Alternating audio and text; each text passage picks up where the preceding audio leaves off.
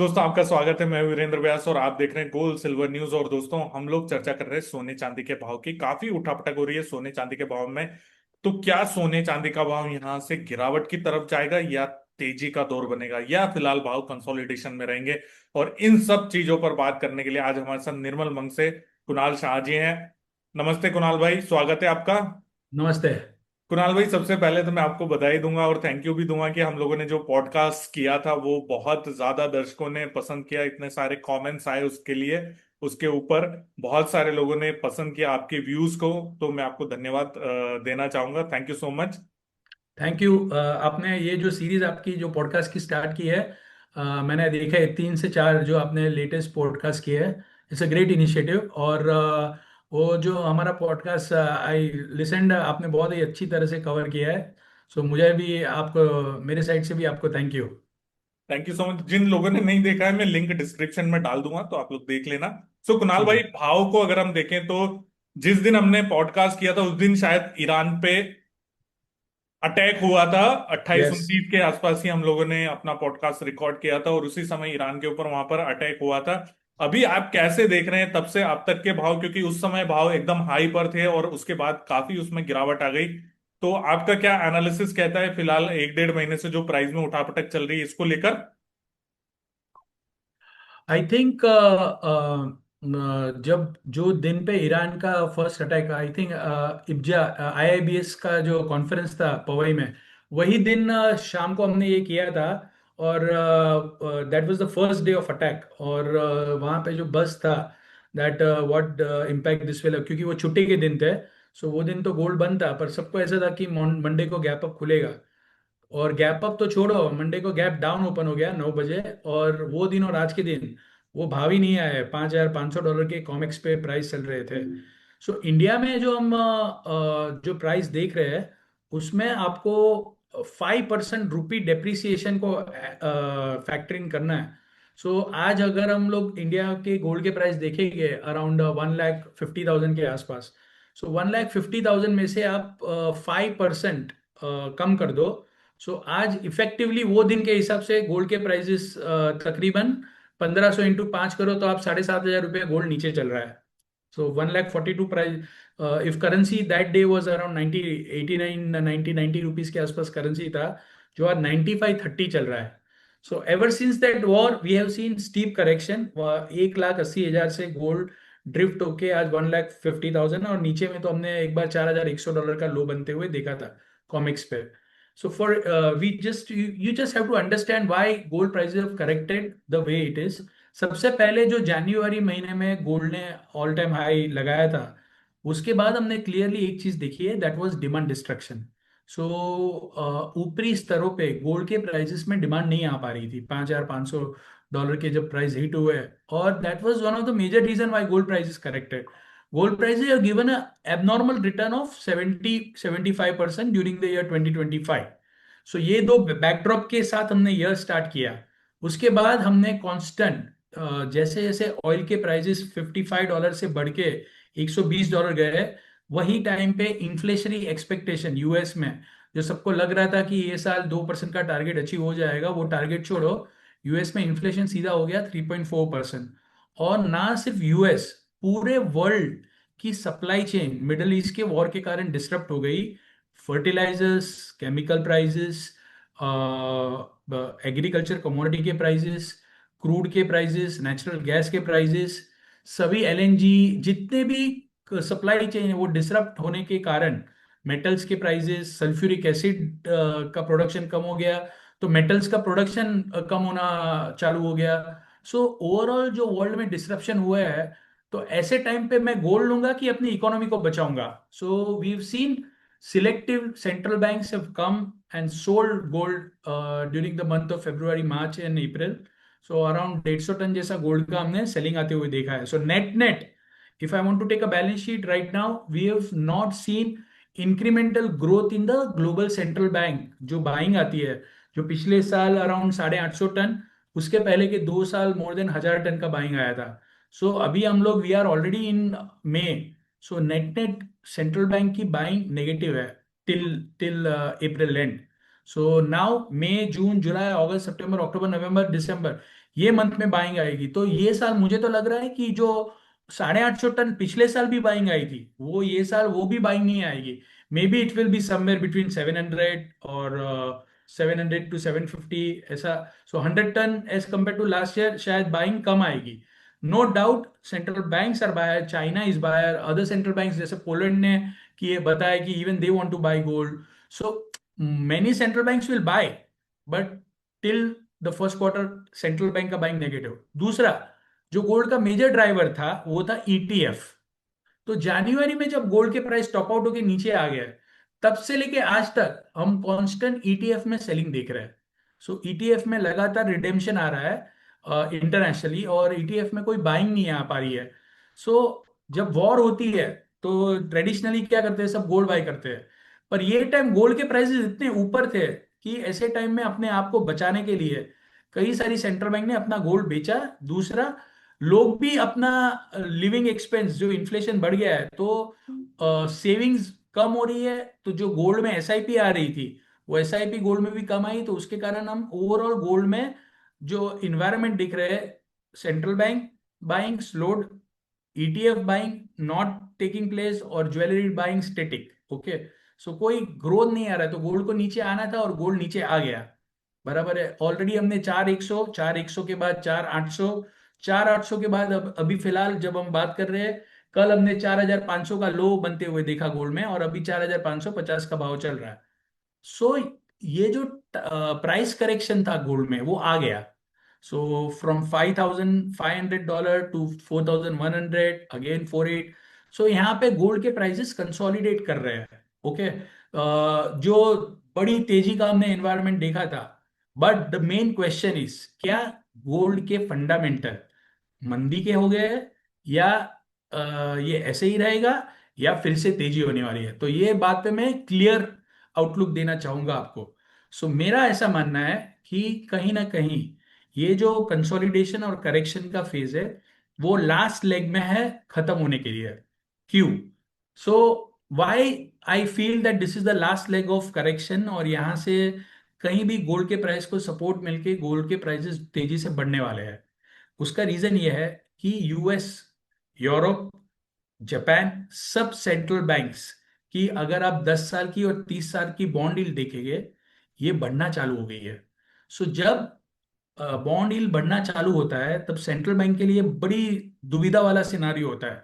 ना वो interest rate को बढ़ा सकते हैं, ना वो इंटरेस्ट रेट को घटा सकते हैं, क्योंकि इंटरेस्ट रेट को घटाएगा तो इन्फ्लेशन और जोर से बढ़ जाएगा।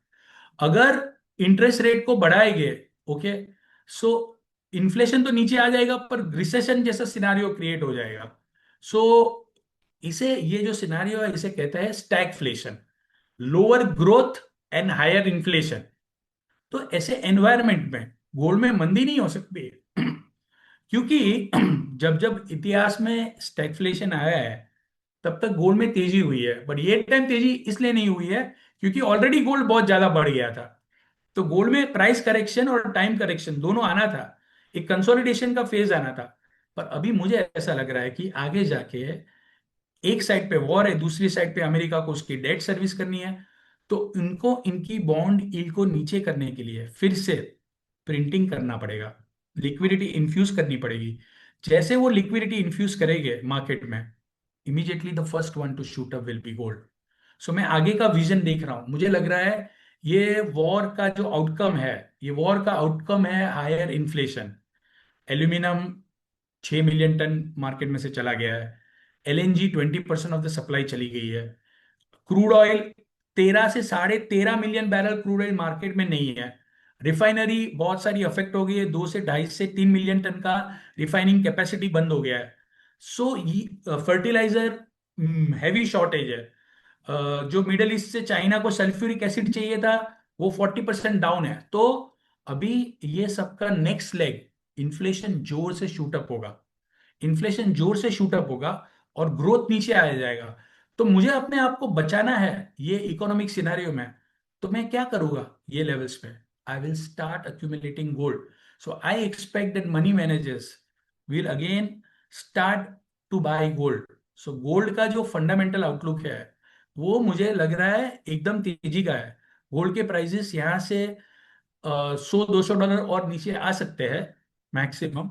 But I think that will be a time where you accumulate gold, क्योंकि इन्फ्लेशन बढ़ने वाला है, इंटरेस्ट रेट बढ़ेंगे नहीं, पर लिक्विडिटी इन्फ्यूजन होने वाला है। सो ये मैं, मुझे नहीं मालूम है ये वॉर कब खत्म होगा। I don't want to comment on it, whether it will get over और whether it will get continue for 2-3 months. So इसके बेसिस पे मैं अभी गोल्ड का आउटलुक डिसाइड नहीं करूंगा। बट मैं अज्यूम करता हूं कि एक 15-20 दिन, एक महीना और भी ये कंटिन्यू होता है, तो मैक्सिमम $100-200 का जो डाउनफॉल आता है, that will be amazing time to reenter gold. और दिसंबर 2026 या मार्च 2027 तक I think gold again can go up to 5,300 to 5,400 dollar. So fundamental gold के तेजी के ही है। क्या यूएस का डेट कम हो गया? नहीं। क्या डी डॉलरेशन कम हो गया? नहीं। क्या चाइना ने गोल्ड बाई करना बंद कर दिया? नहीं। क्या वर्ल्ड में सब लोग अमेरिका के डॉलर लेने चले गए? नहीं। तो यही सब तो रीजन थे गोल्ड बढ़ने के। तो all the reason which were there for me to buy gold still exist. It is just कि जो तेजी हमने गोल्ड में आती हुई देखी थी, उसके बाद एक कंसोलिडेशन, एक प्राइस और एक टाइम करेक्शन, ये तीनों हमने गोल्ड में देखा था। So tighten your seat belt, gold is going to take off. It will take 2-3 महीना लग सकते हैं, बराबर है। बट ये जो जो नीचे ये टाइम में गोल्ड नीचे आ रहा है, उसमें धीरे धीरे धीरे धीरे आप अक्यूमुलेट कीजिए। टाइम मत करने चाहिए अभी से। अभी कैसा है, जो $4,500 के रेट है, तो लोगों को क्या लगता है कि कुणाल ये $4,000 हो जाएगा। तो मैं बोल रहा हूँ $4,000 अगर हो भी जाता है, तो की पे वो जगह रखिए वहां पे माल लेने के लिए। क्योंकि कोई दुनिया में कोई एनालिस्ट भगवान नहीं है कि वो बॉटम प्रिडिक्ट कर लेगा। 4,200 ही होगा, 4,300, और अगर कर भी लिया ना, तो वो एक तुक्का है, कोई बॉटम प्रिडिक्ट नहीं कर सकता है। तो मैं बॉटम प्रिडिक्ट नहीं कर रहा हूं, पर मैं आपके व्यूअर्स को एडवाइस दे रहा हूं कि एक $200 का रेंज लो, वहां पे धीरे धीरे धीरे धीरे अक्यूमुलेट करना चालू करो। क्योंकि जब गोल्ड बढ़ेगा और समझो ये वॉर खत्म हो जाता है, तो अपना रुपया भी नीचे आने वाला है। सो समझो आपने गोल्ड लिया फॉर एग्जांपल आज 1,50,000 में, और गोल्ड $200 नीचे आ गया, ओके, या यहां से अपना वॉर खत्म हो गया और गोल्ड $200 बढ़ा, तो चार से अगर 4-5% रुपी स्ट्रांग हो जाता है वो टाइम पे, तो आपका वो प्राइस अप्रिसिएशन ऐसे ही नहीं आएगा। सो नीचे में एवरेज करने का जगह रखो, धीरे धीरे अक्यूमुलेट करो। गोल्ड के फंडामेंटल तेजी के ही है, सिर्फ थोड़ा टाइम लग सकता है। वो टाइम आप दो गोल्ड को, और $200 की रेंज में गोल्ड लो। $4,000 का मुझे बॉटम लग रहा है, $4,000 के नीचे गोल्ड जाने का चांस नेग्लिजेंट है। 4,500 से 4,300 के बीच में आपका धीरे धीरे धीरे स्टैगर्ड वे में आप अक्यूमुलेट करो।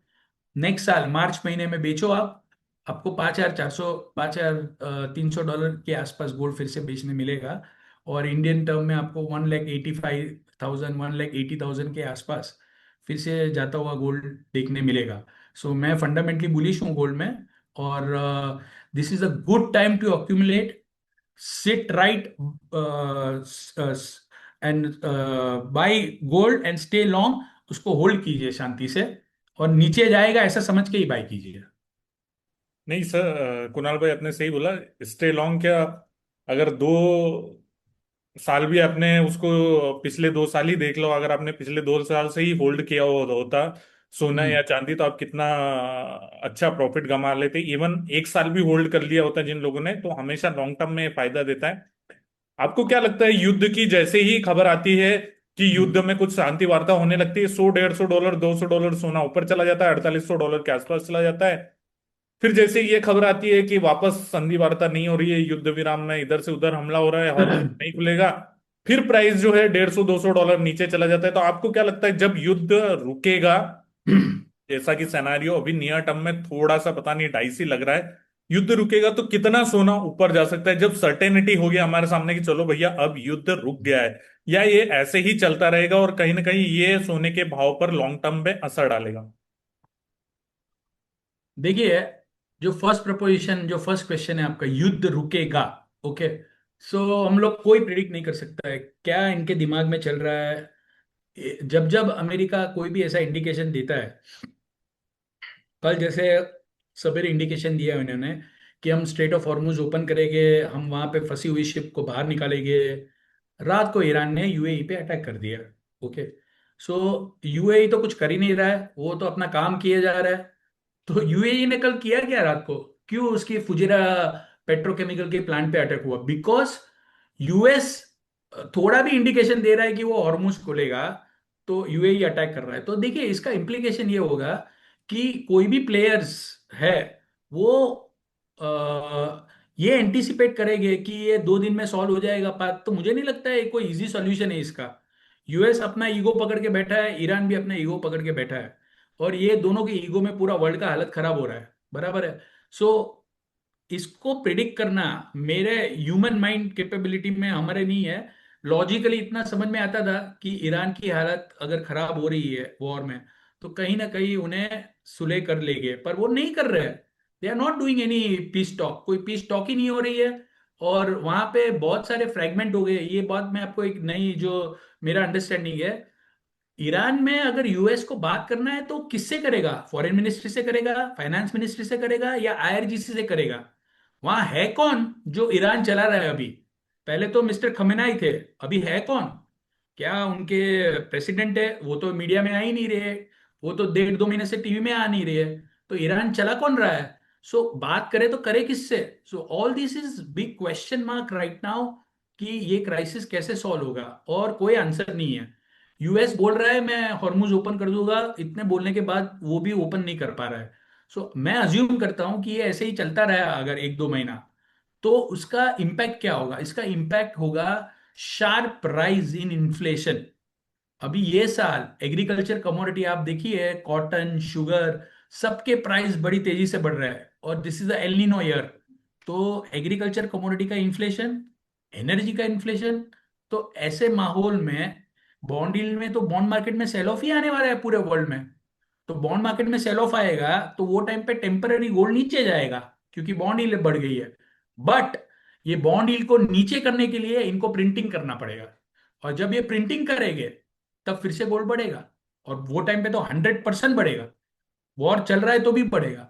सो आप 2 महीने का अगर व्यू लो, बराबर है, तो कहीं ना कहीं मुझे लग रहा है गोल्ड में बॉटम फॉर्मेशन हो जाएगा। और आगे स्टैगफ्लेशन सिनारियो को देखते हुए gold is going to go up again to 5,300, $5,400 by the end of February 27 or March 27. We will be much higher than where we are right now. और चांदी? सिल्वर की बात करेंगे तो सिल्वर में भी मेरा व्यू पॉजिटिव है। सो देखिए एक जो चीज जो हुआ है वॉर के कारण, that is what is happen with the sulphuric acid. Okay. So जो चाइना है उसकी 40% सल्फ्यूरिक एसिड की रिक्वायरमेंट आती थी मिडिल ईस्ट से। सो हॉर्मुज बंद हो गया है तो उनको सल्फ्यूरिक एसिड आना बंद हो गया है। सो जो दूसरा उनका 25-30% जो प्रोडक्शन था सल्फ्यूरिक एसिड का, वो उनका कॉपर स्मेल्टर से, जिंक के स्मेल्टर से, सब स्मेल्टर जो प्रोडक्शन बनाते थे वहां से आता था उनका प्रोडक्शन। तो अभी जो डोमेस्टिक इंडस्ट्री को, कोई भी हैवी इंडस्ट्री है या मेटल प्रोड्यूसिंग कंपनीज है, या इवन आप ले लो सिल्वर प्रोड्यूसर, जो भी प्रोड्यूसर है उनको सल्फ्यूरिक एसिड चाहिए प्रोडक्शन के लिए। तो वो सल्फ्यूरिक एसिड पे चाइना ने एक्सपोर्ट पे बैन डाल दिया है। तो मैं कल एक आर्टिकल पढ़ रहा था, जैसे यूएस में लिस्टेड है सदर्न कॉपर, और जैसे वाले है ग्लोबल माइनर जायंट।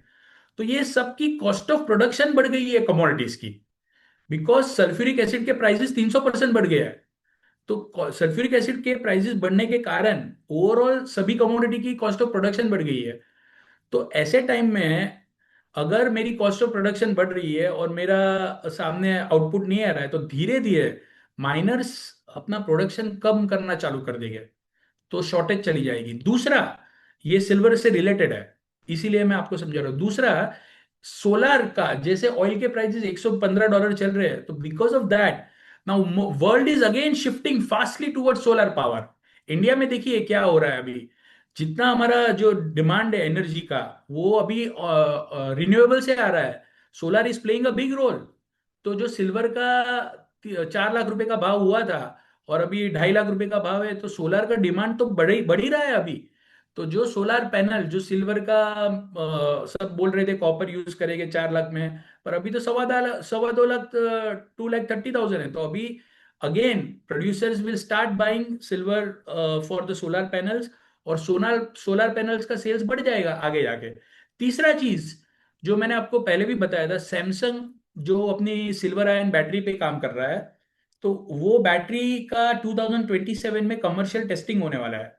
सो ये एक नई डिमांड आएगी अगर वो सक्सेसफुल होती है वो बैटरी, जिससे 950 किलोमीटर एक चार्ज पे गाड़ी चलेगी, and that is fire proof that battery. तो उसमें मेजर कंपोनेंट है सिल्वर, उसे बोलते ही है सिल्वर आयन बैटरी।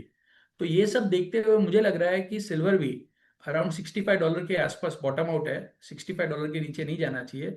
70-71 डॉलर से आपको धीरे धीरे पोजीशन एक्यूमुलेट करना चालू करना चाहिए। एमसीएक्स पे अराउंड 2,25,000 के आसपास, 2,30,000 2,25,000 ये सब लेवल से आप धीरे धीरे सिल्वर एक्यूमुलेट कीजिए। I don't know the bottom, I don't know the top, but again 90-95 dollar फिर से सिल्वर जाने की पूरे चांसेस है। सो एमसीएक्स में आप अगर आप you want to convert this, it can again shoot back to levels of 290 295 और perhaps even 3 lakh. So overall silver का आउटलुक भी मुझे यहाँ से अट्रैक्टिव नजर आ रहा है। मैं फंडामेंटली गोल्ड और सिल्वर दोनों में रिकमेंड करूंगा कि ये जो भी वॉर के कारण ये डिप आ रही है, ये डिप को आप यूज कीजिए और धीरे धीरे पोजीशन अक्यूमुलेट कीजिए। और टॉप बॉटम पकड़ने की कोई ट्राई मत कीजिए, कोई नहीं पकड़ सकता। अगर आपने 4,300 की एवरेज में गोल्ड लिया है और नीचे 4,000 होता है तो शांति से बैठिए। मैं जो आगे सिनारियो देख रहा हूँ वो ऐसा देख रहा हूँ कि स्टैगफ्लेशन आएगा वर्ल्ड में, प्राइजेस ऊपर रहेंगे कमोडिटी के, इन्फ्लेशन नीचे आएगा नहीं, और सेंट्रल बैंक को अपनी डेट के ऊपर ब्याज देने के लिए मनी प्रिंट करने पड़ेंगे, ताकि वो सिनेरियो में गोल्ड और सिल्वर में फिर से आपको एक तेज उछाला देखने मिलेगा। भारतीय बाजार में कितना देख रहे हैं चांदी का भाई कुणाल को?